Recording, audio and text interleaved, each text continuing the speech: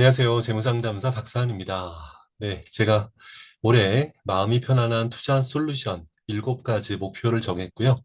이 목표를 설명을 드리면서 오늘 첫 번째 내용으로 네 번째 항목으로 빨간색으로 표시한 마이데이터 프로그램을 통해서 개인의 자산 현황을 공유하고 자산 비중을 체크해서 경제 시스템적인 위험을 대처합니다라는 목표에 대해서 사례로 베러웰스 프로그램을 안내를 드리면서 말씀을 드리고자 합니다. 모쪼록 제목처럼 목표가 이끄는 투자, 함께하는 자산 관리가 되셨으면 좋겠고요. 요즘 코스피 주가 지수가 워낙 사상 최고치를 기록하고 하루에 3만 3천 개의 계좌가 주식 계좌가 열릴 정도로 5천 포인트를 앞두고 있는 상황이다 보니까 다들 주식과 수익 그리고 돈에 대한 관심들이 많은 것 같습니다. 모쪼록 여러분이 행복한 삶을 위해서 투자하는 것만큼 각자의 재무적인 목표를 점검하고 자산의 현황을 점검하는 과정이 되시기를 바라는 마음으로 올해 마음이 편한 투자 솔루션 7가지 정한 여러 가지 중에 네 번째 마이데이터 프로그램을 통해서 어떻게 자산 관리를 하고 있는지를 설명을 드리고 이 영상을 보시고 나서 저에게 원하시는 분들 메시지를 남겨주시면은 마이데이터 베러 웰스 프로그램을 초대를 드릴 테니까 각자 앱을 설치하시고 활용하시면 좋겠다는 말씀을 먼저 드리겠습니다. 일단 마이데이터 프로그램의 사례를 좀 보여드리려고 하는데요. 지난 연말에 톡방에 공지하고 기억하셨던 대로 2026년을 준비하는 재무 이슈 3가지라는 제목으로 강의를 했었습니다. 그때 당시 95명 정도 신청을 해주셔서 많은 분들이 줌 강의에 함께 해주셨었는데요. 그때 제가 사례로 보여드렸던 이 표가 있었죠. 이 표를 보시면은 절세계좌, IRP, ISA 활용으로 금융소득에 대한 건보료가 없는 퇴직자의 사례를 제가 보여드리고 있는데요. 아까 초반에 말씀드렸던 마이데이터, 베러 웰스라는 프로그램을 통해서 자산 관리하고 있는 고객의 실제 사례입니다. 왼쪽에는 제가 성함을 가려놨는데요. 이분께서는 이렇게 강의에서 제가 설명을 하는 것에 대해서 흔쾌히 동의를 해주셔서 자산 현황들을 베러 웰스 화면을 제가 보여드렸었던 사례를 제가 장표로 옮겨서 여러분에게 보여드리고 있습니다. 제가 제목을 보시면은 절세 계좌, IRP, ISA 활용이라고 말씀을 했는데요. 일단 제가 이 부분을 강조하는 것은 퇴직을 하게 되면 직장 가입자에서 지역 가입자로 건강보험이 전환이 됩니다. 가입 자격이 변환이 되는데요. 여러분 아시다시피 직장 가입자는 재산을 보지 않지만 지역 가입자는 재산을 보게 됨과 동시에 연간 이자소득, 배당소득이 1,000만 원이 넘어가면 10,000원이라도 넘어가도 곱하기 8.8%, 1,001만 원, 즉 1,000만 원에서 10,000원만 넘어가도 전체 금액에 대해서 8.8%의 건보료를 매기게 됩니다. 그러면 퇴직하는 분들은 이제 건보료가 가장 큰 이슈가 될 텐데요. 왼쪽에 아래쪽에 보시는 대로 이 분께서는 절세계좌, IRP 연금저축 계좌의 81%, 그리고 ISA 계좌, 절세형 계좌의 9.82%, 나머지는 일반형의 8% 정도를 갖고 있어서 전체적인 금융자산 8억 9천만 원 정도에서 91% 정도가 절세 계좌로, 왜 절세 계좌를 강조드리는지 눈치채셨겠죠? 이 소득, 즉 절세 계좌에서 생기는 소득에 대해서는 금융소득으로 잡히지 않기 때문에 건강보험료에 영향을 주지 않는다는 겁니다. 그래서 우리가 연금계좌, 절세계좌를 적극적으로 활용하실 필요가 있다는 말씀을 드리는 거고요. 실제로 이 계좌를 통해서 저는 이러한 시뮬레이션을 해드리고 있는데요. 퇴직하면 노후에 국민연금이나 각종 연금 가지고 기본적인 생활은 하실 수 있게끔 구조를 만들지만 연금저축이나 IRP의 수익률을 높이면서 노후와 함께 동행하는 자산 관리가 되셨으면 좋겠다고 말씀을 드립니다. 퇴직할 때 돈이 크지 않아도 예를 들어 5천만 원 돈 정도의 국민연금이나 또 다른 소득을 통해서 당장 퇴직연금, 연금저축을 빼쓰지 않아도 되는 상황이다라고 가정을 했을 때 72세부터 이분은 1,000만 원씩 90세까지 18년 동안을 수령할 수 있는 그림이 됩니다. 오른쪽 보시면은 위에 보시면은 수익률 7%가 되는 거죠. 우리가 멀리 보고 함께 성장하는 미래 과감하고 때로는 적립식으로 꾸준하게 투자하면서도 주식이 떨어질 때는 과감하게 사는 그런 액티브한 전략을 통해서 함께 동행하셨으면 좋겠는데, 연 7% 이상의 7%의 꾸준한 수익률을 내게 됐을 때 이분은 5천만 원 돈 정도가 7%로 운용을 하게 됐을 때 12년 뒤에 개시해서 연간 1천만 원을 18년 동안 받을 수 있다라는 것을 예시로 보여드렸습니다. 다시 말씀드리면 60세인 분이 12년 뒤부터 연금을 개시하고 1천만 원씩 받았을 때 72세부터 90세까지 18년 동안 받을 수 있는 구조를 보여드렸다라고 보시면 되겠습니다. 여기서 가정했던 적립액은 연금 저축과 퇴직금, 보통 IRP 퇴직금을 받게 되는데요.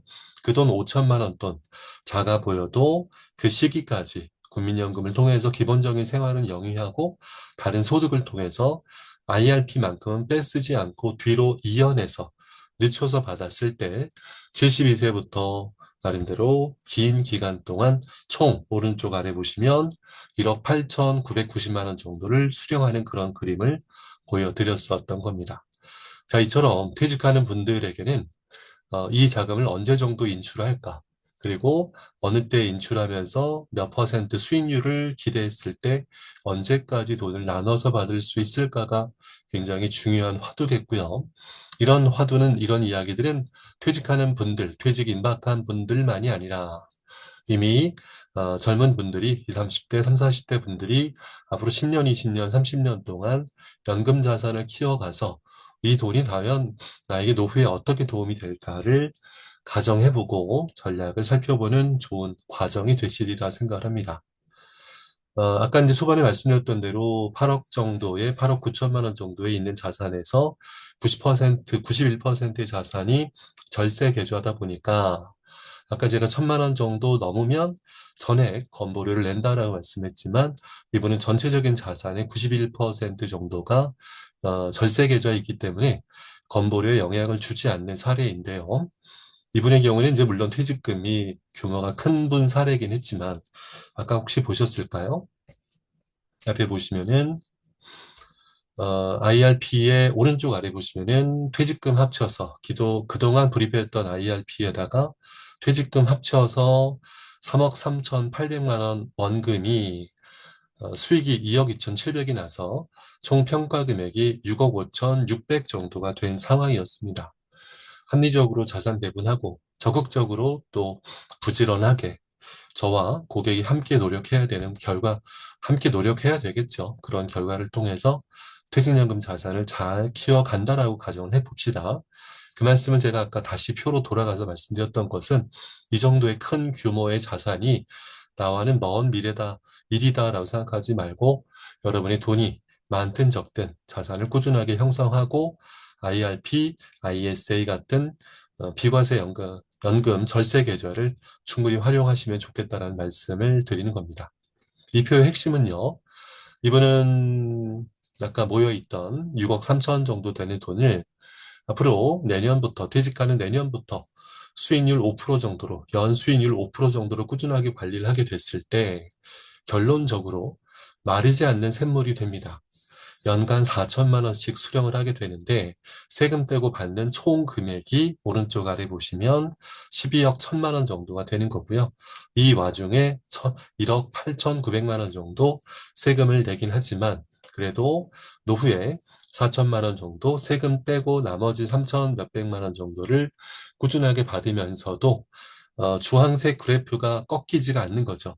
100세까지로 내 자산의 연금을 원금을 지킬 수 있는 우리말로 우리 흔히 그런 말 하는 것처럼 마르지 않는 샘물이 되는 것처럼 노후의 연금 자산 관리는 가장 중요한 화두가 될 것 같습니다. 말씀을 정리할 텐데 저는 베러웰스라는 프로그램을 꼭 좀 활용해 보셨으면 좋겠고요. 간단하게 그 프로그램을 설명을 드리도록 하겠습니다. 이 베러웰스라는 프로그램에서 제가 여러분에게 원하시는 분들에게 제가 전화번호로 입력해서 알림톡을 보내드립니다. 보내드릴 때는 베러웰스라는 곳에서 보내드리게 되고요. 이 베러웰스는 우리나라의 쿼터백 자산운용이라고 하는 우리나라의 로보 어드바이저, 그러니까 인공지능을 통해서 자산 관리하는 최초 회사입니다. 쿼터백이라고 인터넷 네이버에 검색하시면 바로 나올 텐데요. 쿼터백 자산운용에서 만든 고객 자산관리용 앱입니다.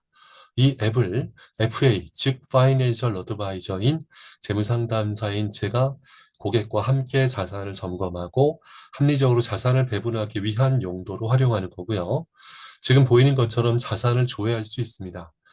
저를 통해서 가입했던 한국투자증권의 자산뿐만이 아니라 은행에 얼마가 있고 다른 증권사에 ISA가 얼마 있고 연금저축이나 IRP가 타 증권사에 있다라면 그 부분들까지 전체적으로 파악이 가능하고 아까 처음에 보셨던 대로 절세계좌, ISA나 IRP 연금저축처럼 퇴직해서 직장 가입자로 된다 하더라도 1,000만 원 이상 전액 건보료 매겨지는 그런 것이 아니라 절세할 수 있는 그런 계좌로 얼마 정도 나는 비중을 갖고 있는가.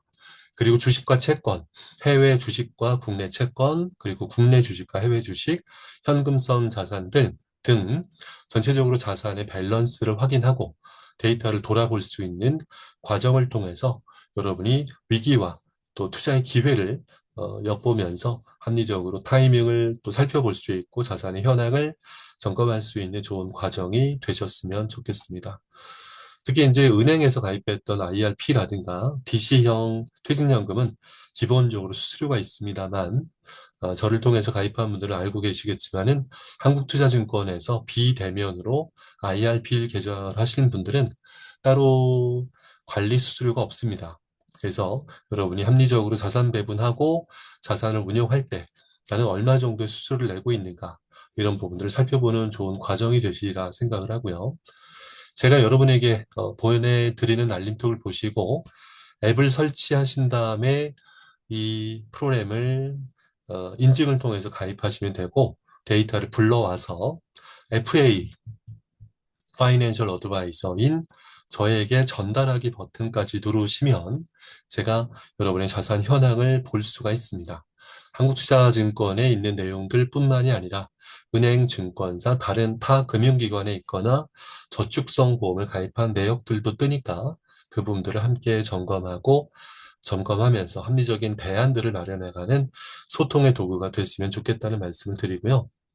모쪼록 저는 또 이것은 나름대로 FA로서 비용을 들여서 베로알스를 계약을 해서 여러분에게 이 서비스를 진행을 하고 있습니다. 여담이지만 베로알스 이 프로그램은 저는 저에게 정말 중요한 툴이 될 거다라고 생각하고요. 여담이지만 했던 그 부분의 포인트는 제가 영상 말고 톡으로 올려드릴 테니까 나름대로 여러분과 자신감을 갖고 또 자부심을 갖고 자산 관리할 수 있는 효율적인 시스템이 됐으면 좋겠고요. 개인정보에 대한 걱정, 그 부분 제가 설명을 안 드렸군요. 작년에 이제 여러 통신사의 개인정보 누출, 통신 3사 다 마찬가지였죠. 그리고 여러분 아시는 쿠팡에서 신용카드 번호, 그리고 오죽하면 현관 비밀번호까지 털린 그런 아파트의 개인정보들도 있더라고요. 여러분 그런 걱정을 많이 하실 텐데 마이데이터 4년 전 2021년부터 정보 3법에 의해서 국가적으로 시행되고 있는 마이데이터의 구조는 각각의 흩어져 있는 정보를 모아서 보여주는 형태인 겁니다. 데이터를 활용하는 것은 개인의 역량인 거고 개인의 권한에 따라서 마이데이터의 주권은 나한테 있는 것처럼 여러분이 데이터를 가져와서 보는 그런 스크리닝 방식이기 때문에 여러분이 뭐 계좌번호가 털린다, 비밀번호가 털린다 이런 걱정은 안 하셔도 되겠습니다. 모쪼록 지속 가능한 투자를 위해서 함께 고민하고 동행하는 과정이 되셨으면 좋겠고 요즘은 보이스피싱이나 디지털 금융사기가 안 하고 안 깔고 안 본다고 해결되는 것이 아니라 적극적으로 데이터를 활용하고 내 데이터가 어디에 있는가를 살피면서 데이터 주권을 활용하고 또 그런 데이터를 관리하는 역량이 중요한 시대가 아닌가라고 생각합니다. 결론은 너무 걱정하지 마시고 여러분이 저와 함께 자산 현황을 전체적으로 파악하면서 합리적으로 자산을 키워갈 수 있는 과정에서 함께 하시기를 바라는 마음으로 오늘 영상을 준비했습니다. 모쪼록 앞으로 제가 7가지 올해 테마를 정한 것들처럼 오늘 4번째 마이데이터 프로그램을 통해서 개인의 자산 현황을 공유하고 자산 비중을 체크해서 경제 시스템적인 위험을 대처하자라고 말씀드렸는데 나머지 7가지 부분들도 앞으로 찬찬히 영상으로 만들어서 올려드리겠습니다. 감사합니다. 지금까지 박상훈이었고요. 제가 감기가 걸려서 목소리 상태가 좋지 않았지만 네, 들어주셔서 감사합니다. 건강하십시오.